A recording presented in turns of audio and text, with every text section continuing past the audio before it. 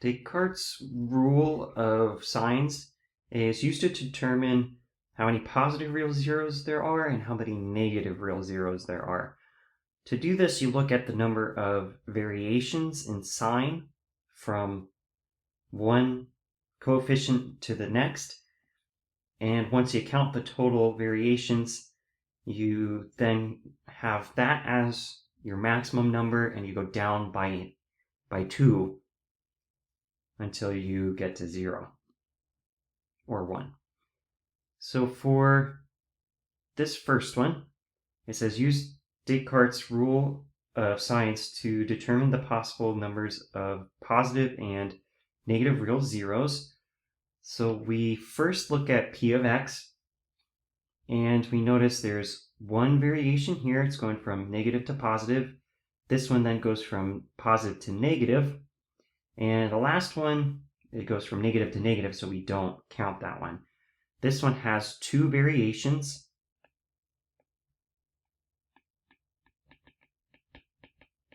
And because of this, we say there could be 2, and then go down by 2, or 0.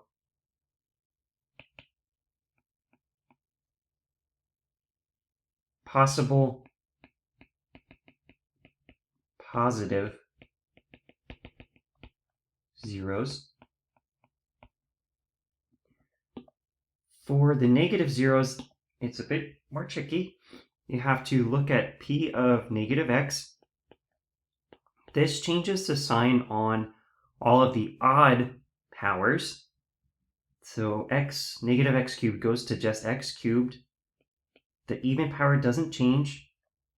X squared, the negative 6x, that changes to positive 6x. And minus 4 stays the same. Now we have no variation from x cubed to 6x. Also from 6x squared to 6x, there's no variation. But from 6x to negative 4, there's one variation. And so there could be one possible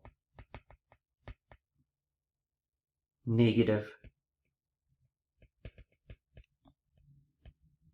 real zero.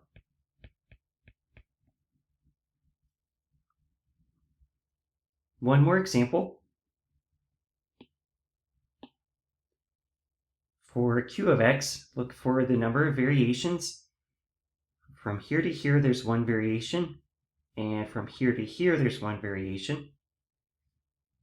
That means there's 2 variations, and just like the other one, we say there could be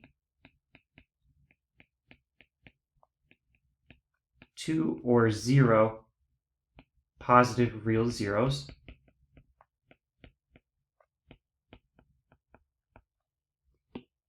Now look at p or q of negative x. This doesn't change the 3x to the 4th.